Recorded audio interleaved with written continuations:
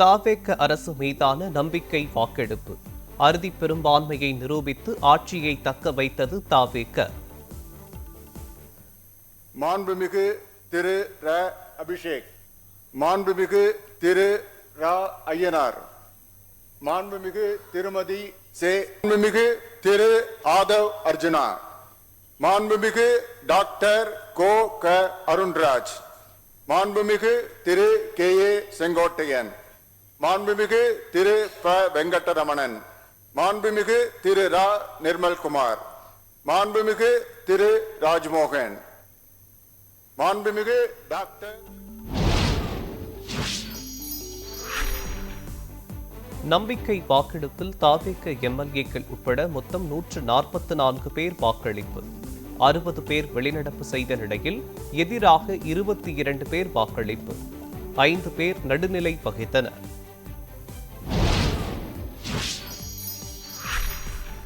அதிமுகவின் S P. Velumani, CV. Shanmugam அணியை சேர்ந்த 25 பேர் தாவேக அரசிற்கு ஆதரவு. எடப்பாடி பழனிசாமி தலைமையில் நம்பிக்கை வாக்கெடுப்பில் எதிர்த்து வாக்களித்த 22 பேர். மாண்புமிகு திரு ப. பாலகிருஷ்ணா ரெட்டி, தீர்மானத்தை எதிர்ப்போர் எழுந்திருக்கும்படி கேட்டுக்கொள்கிறேன்.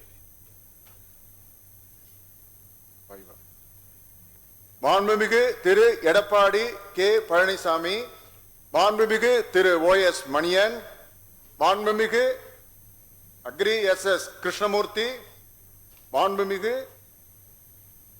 ஈராஜே.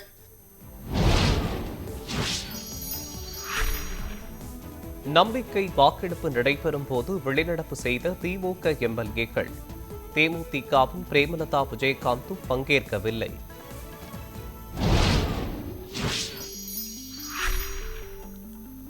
நம்பிக்கை வாக்கெடுப்பில் விலகியிருந்த பாட்டாளி மக்கள் கட்சி. பாரதிய ஜனதாவின் போஜராஜனும் நடுநிலை வகித்தார்.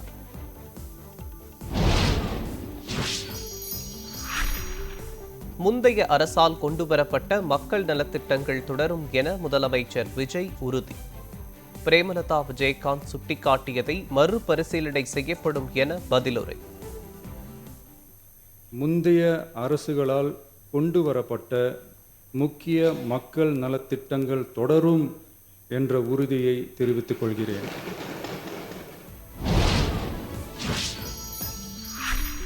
தாவேக அரசை சிறுபான்மை அரசு என்று அழைத்தால் மகிழ்ச்சியே என்று முதலமைச்சர் விஜய் பேச்சு. வாக்களித்தவர்கள் வாக்களிக்காதவர்கள் என்ற பாகுபாடு இல்லாத அரசாக செயல்படும் என நன்றி தெரிவித்து உரை. சிறுபான்மை அரசு போல யாரும் நினைத்தால் அதிலும் எங்களுக்கு மகிழ்ச்சியே. நாங்களே சொல்கிறோம், இது சிறுபான்மை அரசுதான்.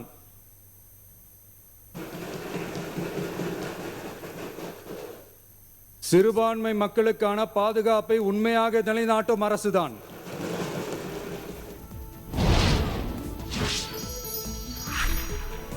தாவேக அரசு குதிரை வேகத்தில் செயல்படுமே தவிர குதிரை பேரத்தில் ஈடுபடாது என்று முதலமைச்சர் விஜய் விளக்கம்.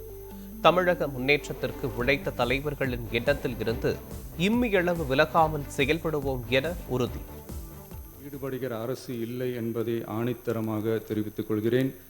நம் தமிழ்நாட்டின் முன்னேற்றத்திற்கு உழைத்த தலைவர்கள் வழிகாட்டிய கொள்கைகளிலிருந்து இம்மி அளவு விலகாமல் நிச்சயமாக இந்த ஆட்சி நடைபெறும். ஒரு கட்சியின் தலைவருக்கே தெரியாமல் உறுப்பினரிடம் தாவேக ஆதரவு பெற்றுள்ளதாக உதயநிதி குற்றச்சாட்டு. பிளவுபட்ட அதிமுகவினரின் வீட்டிற்கு முதலமைச்சர் சென்றதாகவும் விமர்சனம். ஆளுங்கட்சிய இப்ப என்ன சக்தின்னு கூப்பிட போறாங்க, கிளீன் கவர்மெண்ட் சொன்னாங்க. இதுதான் உங்க கிளீன் கவர்மெண்ட்டுடைய லட்சணமானு மக்கள் கேட்க ஆரம்பிச்சிட்டாங்க.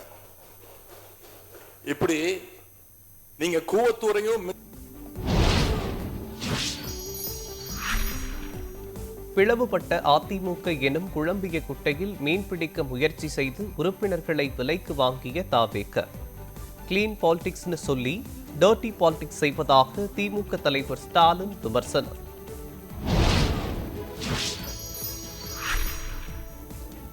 தாவேக கூறும் சேஞ்சுக்கு பின் பெரிய எக்ஸ்சேஞ்ச் உள்ளதா என்று மக்கள் கேட்பதாக உதயநிதி ஸ்டாலின் விமர்சனம். தாவேக ஆட்சியின் செயல்பாடுகள் மீது மீம் கண்டென்ட்களாக மாறியுள்ளதாகவும் சாடல்.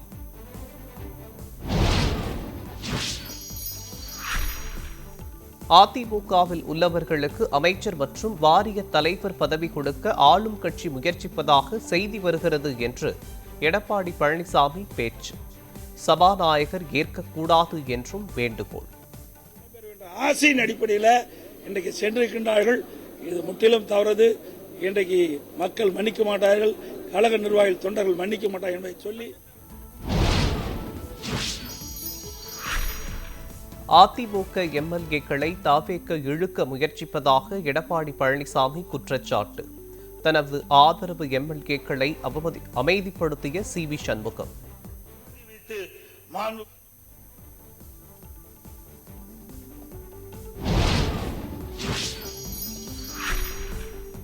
தாவேக அரசை எஸ்.பி. வேலுமணி தரப்பு ஆதரித்தது துரோகம். அதிமுக பொதுச் செயலாளர் எடப்பாடி பழனிசாமி பேட்டி. அப்படி வெற்றி பெற்ற கட்சிக்கு எங்களுடைய அனைத்து இந்திய அண்ணா திராவிட முன்னேற்ற கழகத்திற்கு விசுவாசமாக இல்லாமல் அடையாளம் காட்டப்பட்ட கட்சிக்கு துரோகம் விளைவித்தல். முகத்தை மூடிக்கொண்டு முதலமைச்சரை சந்திக்க சென்றவர் யார்? சட்டப்பேரவையில் தேமுதிக பொதுச் செயலாளர் பிரேமலதா விஜயகாந்த் கேள்வி.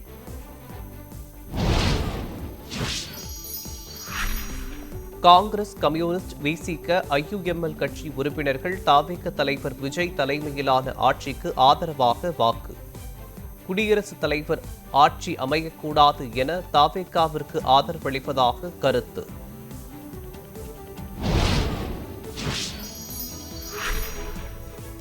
சட்டமன்றத்தில் எஸ்.பி. வேலுமணி பேச எதிர்ப்பு தெரிவித்து எடப்பாடி பழனிசாமி ஆதரவாளர்கள் அமளி.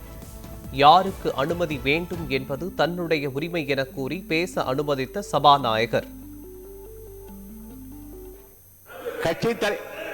ஒவ்வொரு கட்சியினுடைய தலைவர் எடுக்கிற முடிவு அல்ல, அவை தலைவர் என்கின்ற முறையில் நான் எடுக்கிற முடிவுதான் இறுதியானது. நான் யாரை வேண்டுமோ அனுமதிக்கலாம். அவர் அனுமதித்தது அவர் தான் பேசுவார். திரு வேலுமணி அவர்கள் நீங்க பேச ஆரம்பிக்கலாம். போதைப் பொருள் தடுப்பு குறித்து சட்டப்பேரவையில் பேசிய சௌமியா அன்புமணி. சௌமியா அன்புமணியின் பேச்சை குறிப்பு எடுத்துக்கொண்ட முதலமைச்சர் விஜய். எப்போதும் தமிழ்நாட்டின் நலனை முன்னிறுத்துபவையாகும். தமிழ்நாட்டில் 69% இட ஒதுக்கீட்டை பாதுகாக்க சமூக நீதி கணக்கெடுப்பு எனப்படும் சாதிவாரி சர்வே நடத்த வேண்டும். அதன் அடிப்படையில் அனைத்து சமூகங்களுக்கும் விகிதாச்சார பிரதிநிதித்துவம் அளிக்கப்பட வேண்டும்.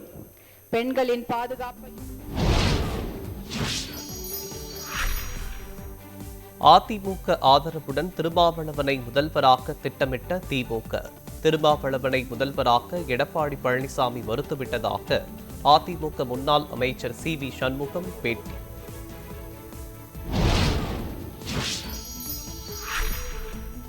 தமிழக வெற்றிக் கழகம் திமுகவை எதிர்ப்பதால் ஆட்சிக்கு ஆதரவு அளித்தோம். அதிமுகவின் அதிக உறுப்பினர்கள் தங்கள் பக்கமே உள்ளதாகவும் சி.வி. சண்முகம் பேச்சு.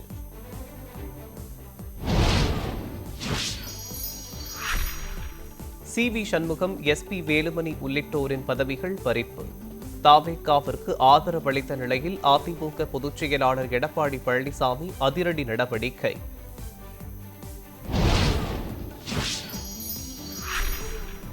CV. Shanmugam, S P. Velumani, C. Vijayabaskar உள்ளிட்டோர் நீக்கப்பட்ட நிலையில் புதிய பொறுப்பாளர்கள் நியமனம். அதிமுக பொதுச் செயலாளர் எடப்பாடி பழனிசாமி உத்தரவு.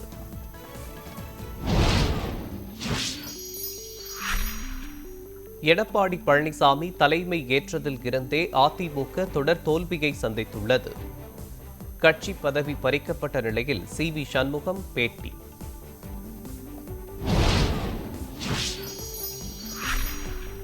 நிர்வாகிகளை நீக்குவதுதான் எடப்பாடி பழனிசாமியின் சாதனை.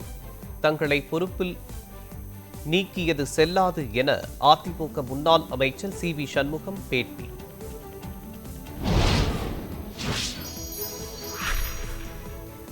நீட் தேர்வை ரத்து செய்ய நடவடிக்கை எடுக்க வேண்டும். மத்திய அரசிற்கு முதலமைச்சர் விஜய் கடிதம்.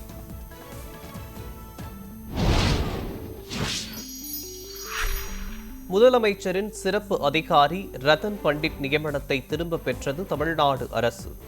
சட்டப்பேரவையில் எம்எல்ஏக்கள் எதிர்ப்பு தெரிவித்த நிலையில் உடனடி நடவடிக்கை.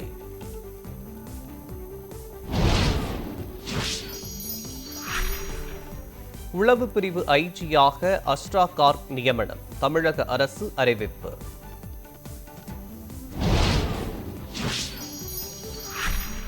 அதிமுகவினர் ஒன்றிணைந்து செயல்பட வேண்டும்.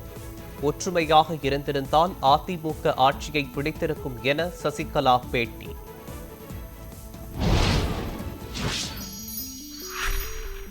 தங்கம் விலை சவரனுக்கு 3200 ரூபாய் குறைந்து ஒரு சவரன் 1,20,000 ரூபாய்க்கு விற்பனை. சுங்கவரி அதிகரிப்பால் ஒரே நாளில் அதிரடியாக மாற்றம்.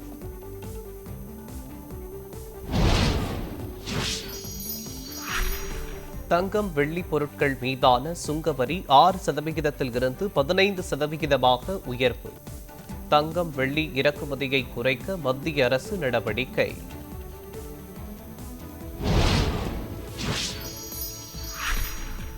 தங்கத்தின் மீதான சுங்கவரி 15% உயர்த்தப்பட்டதற்கு காங்கிரஸ் மாநில தலைவர் செல்வ பெருந்தகை கண்டனம்.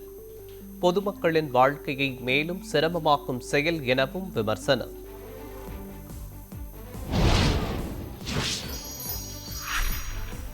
சிபிஎஸ்இ +2 தேர்வு முடிவுகள் வெளியீடு.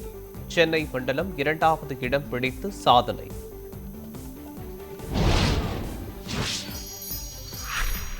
புதுச்சேரி முதலமைச்சராக 5வது முறையாக பதவியேற்றார் ரங்கசாமி. பாஜகவை சேர்ந்த நமச்சிவாயம், என்ஆர் காங்கிரஸை சேர்ந்த மல்லாடி கிருஷ்ணராவ் ஆகியோர் அமைச்சர்களாக பதவியேற்றனர்.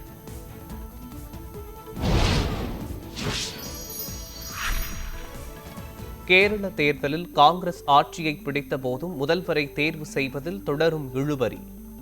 முதல்வராக KC வேணுகோபால், உள்துறை அமைச்சராக ரமேஷ் சென்னிதாலா, நிதியமைச்சராக சதீசனை நியமிக்க காங்கிரஸ் திட்டம் என தகவல்.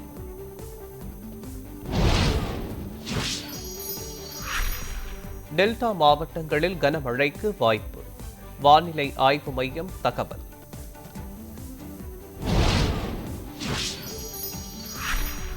தனது பாதுகாப்பு வாகனங்களை 50% குறைக்க பிரதமர் மோடி அதிரடி உத்தரவு.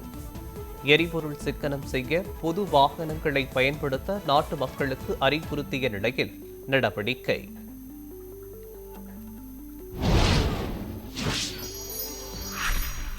காங்கிரஸ் மூத்த தலைவர் சோனியா காந்தி மருத்துவமனையில் அனுமதி. சுவாச கோளாறு காரணமாக அறுவை சிகிச்சைக்காக அனுமதிக்கப்பட்டுள்ளதாக தகவல்.